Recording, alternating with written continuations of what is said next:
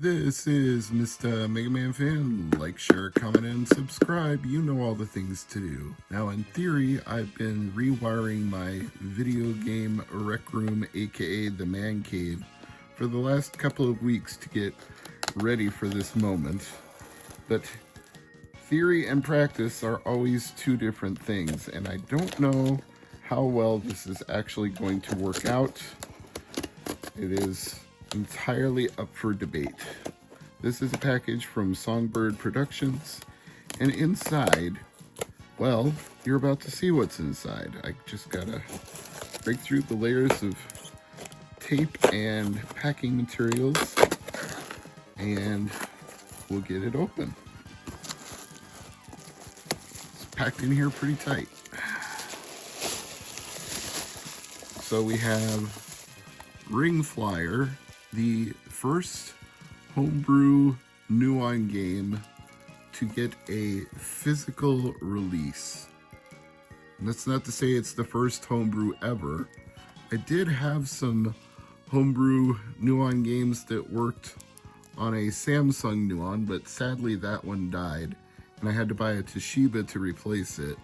But this is a Glassmaster disc, so it should work in any Nuon capable DVD player. And if you don't know what a Nuon is, that's a big topic that I might have to go into in a future video, but I will show this game off if everything works out as planned. While I was ordering, I decided to throw in a Jaguar CD game, or more accurately, an expansion to a game, because you have to own Protector SE for this CD to work, and of course you have to have a Jaguar CD add-on. But as fortune would have it, I do already have both of those things, so I will be able to play this at some point. Not in this video, because this video is going to focus on the Nuon. And here's the really key part of this whole thing, the Aries 64. This is an adapter which will allow me to use N64 controllers with my Nuon, and what I'm hoping is that I'll be able to use a Bluetooth adapter with this adapter. And is that going to work? I have no idea. But like I said, we're going to find out. Well, to my astonishment, this actually works, although it took me a little longer than I planned because I had to plug this into USB-C and get it charging. But now that it is charging, let me pan up the screen a little.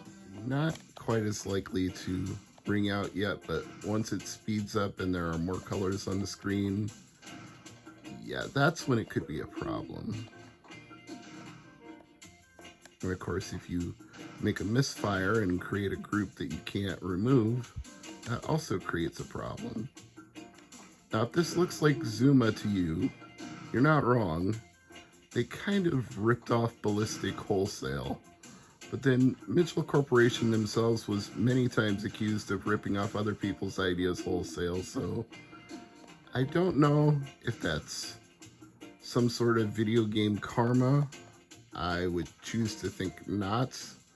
I would prefer everybody be original and make their own games, but you know what they say, every good idea gets ripped off eventually, and Ballistic is definitely a good idea. This is a game that gets very addictive very fast, and the difficulty scales up very fast as well.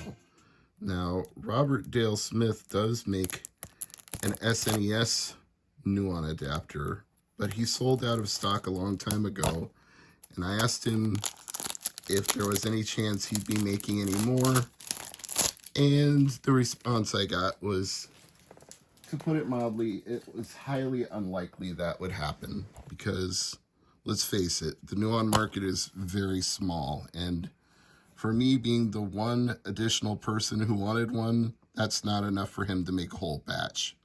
And he's not going to make them one at a time, which I can understand. If somebody was still selling the SNES one, I would buy it, but I haven't seen it on any of the websites. Songbird, Stone Age, Castlemania, but the Aries 64 for Songbird was indeed in stock. So using Ring Flyer with the wireless N64 Retro Fighters controller turned out to be a non-starter because for some reason it was interpreting a down input at all times. You couldn't get past the title screen, you couldn't go into any menu without it automatically scrolling down over and over again.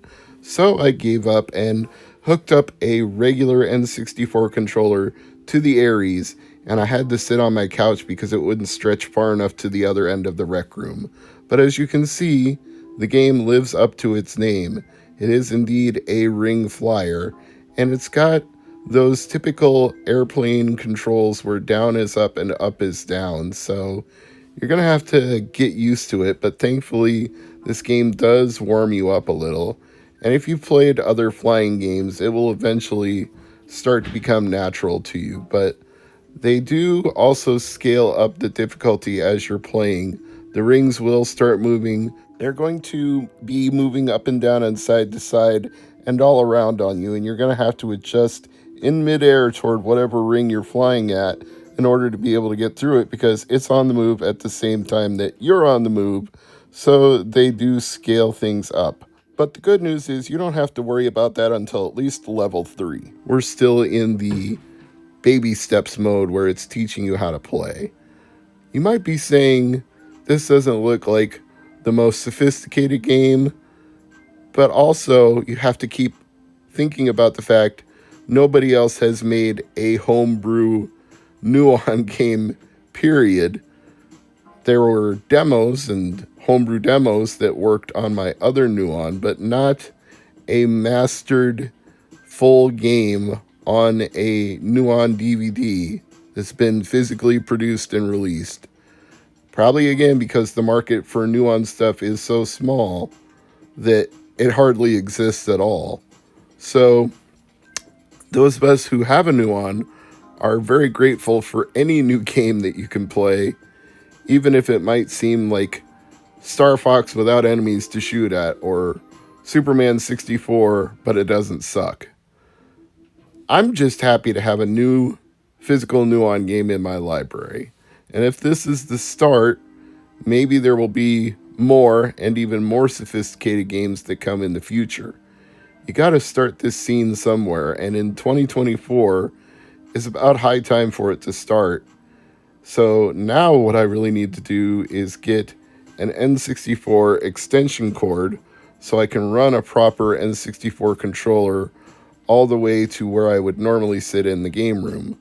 Or, barring that, somebody needs to make a wireless Nuon controller that plugs directly into the Nuon port. No adapter is necessary.